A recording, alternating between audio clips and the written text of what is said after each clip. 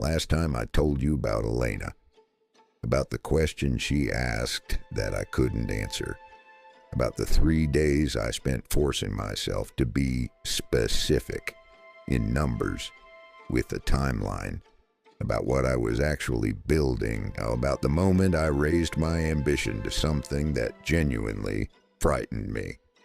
I was 23 when that conversation happened. For the next 2 years I worked, quietly, deliberately.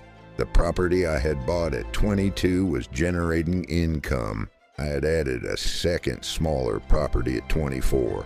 I was saving aggressively. I was reading everything I could find about capital allocation, business structures, and the mechanics of how wealth actually compounds at scale.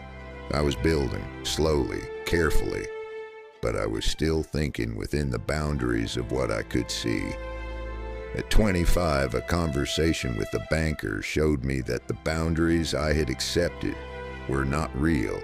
That conversation changed the scale of everything I was building, and today I'm going to tell you exactly what he said.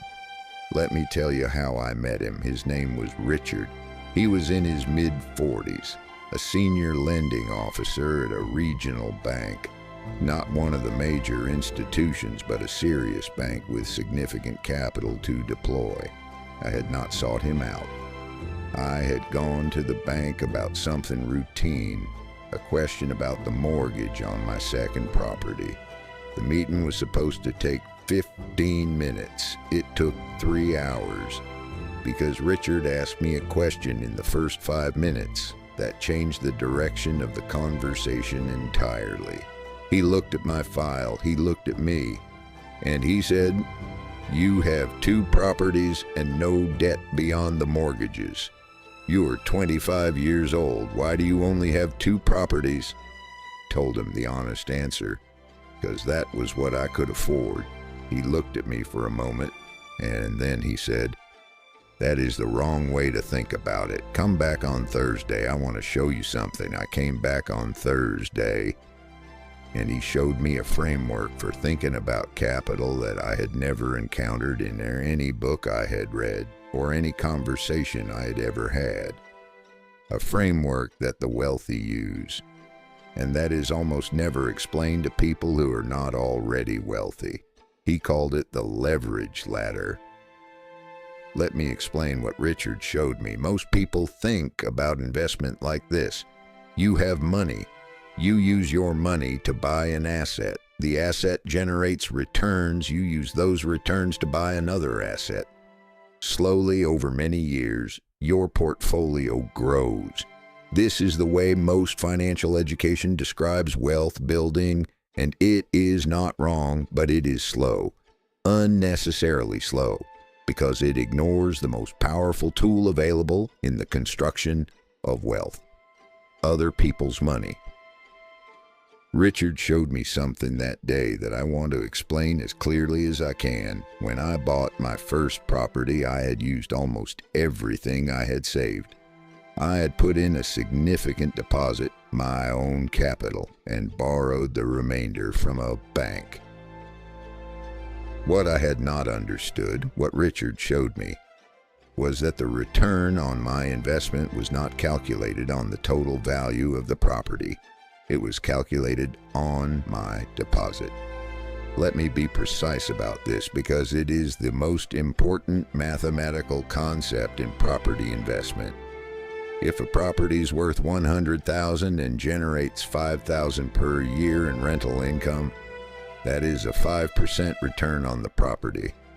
But if I only put in $20,000 of my own money, borrowing the other $80,000 from a bank, then my $5,000 annual return represents a 25% return on my actual investment. The bank's money's working for me. I am receiving the full benefit of the asset while having deployed only a fraction of my own capital.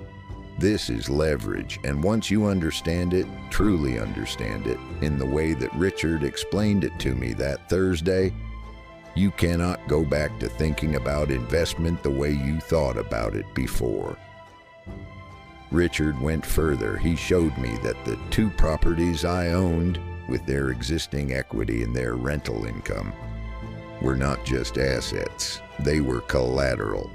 They were the foundation on which I could borrow to acquire more assets, which would themselves become collateral for further borrowing, which would enable further acquisition, not infinitely.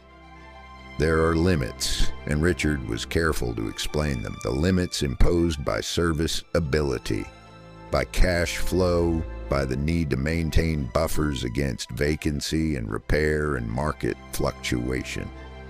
But within those limits, and they were wider than I had imagined, the mathematics of compound and leverage were extraordinary.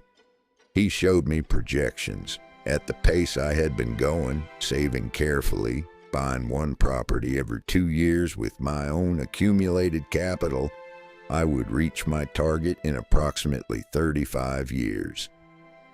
With leverage deployed carefully and conservatively, not recklessly, not optimistically, but with proper buffers and realistic assumptions, the same target was achievable in 15, 20 years. The difference between 35 years and 15 years was not more risk. It was a framework I had not known existed. I sat in that office for a long time after Richard finished, not because I was overwhelmed, because I was angry. Angry in the specific way I had been angry at 16, furious at a system that operated by rules nobody taught. Here's a tool, legal, widely used, foundational to how institutional wealth is built, that was simply never explained to people who didn't already have access to people like Richard. The wealthy knew about leverage, they used it routinely. Their children learned about it from their parents. Everyone else saved carefully and wondered why the gap between them and the wealthy kept widening. The gap was not luck, it was not intelligence, it was not even hard work. It was information, and the information had been sitting in a regional bank on a Thursday afternoon waiting for someone to ask the right question. I want to be precise about something. Leverage is not a magic solution. It is not risk-free. It is not appropriate for everyone in every circumstance. Richard was careful about this, and I will be careful about it too. Leverage amplifies both gains and losses. A property that increases in value makes you wealthier faster when you have used leverage. A property that decreases in value or sits vacant for an extended period creates obligations that must be met regardless of performance. The people who have been destroyed by leverage, and there are many, were not destroyed because leverage is inherently dangerous. They were destroyed because they used leverage without adequate buffers, without stress testing, without the discipline to hold cash reserves that could service debt through periods of underperformance. They used leverage optimistically. The wealthy use leverage conservatively. This distinction between optimistic leverage and conservative leverage is perhaps the most important practical distinction in the entire field of wealth building. Optimistic leverage assumes everything will go well. Conservative leverage assumes several things will go wrong and plans accordingly. Richard had a rule he had followed throughout his career. He called it the 30% rule.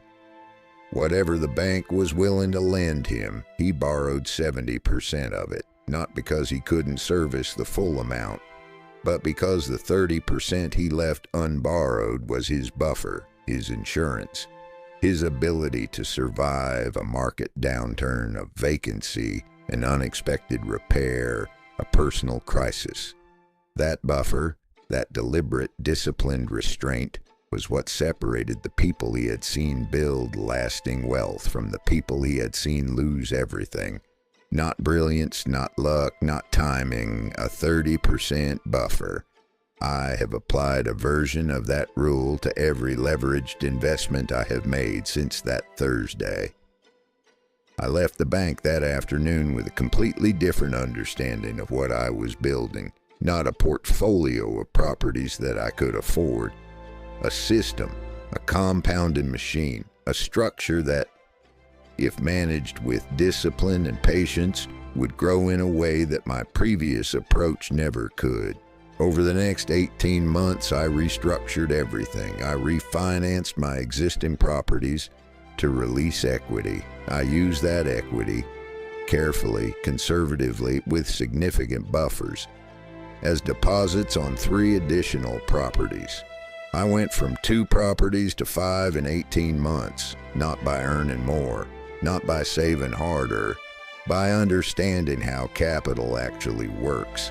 Each of those 5 properties was generating income. Each was building equity. Each was slowly and quietly making the next step possible. I was 26 years old. I had no investors, no inheritance, no windfall. I had a framework and a banker who had taken 3 hours on a Thursday afternoon to explain it. In the next episode, I will tell you about the first time I hired someone, about the moment I realized that my time was the bottleneck, that the constraint on my growth was not capital or opportunity, but the number of hours I could personally spend managing what I had built, and about the specific, terrifying, liberating moment I understood what it meant to build something that did not require me. I am Victor Vale, and I will see you in episode 10.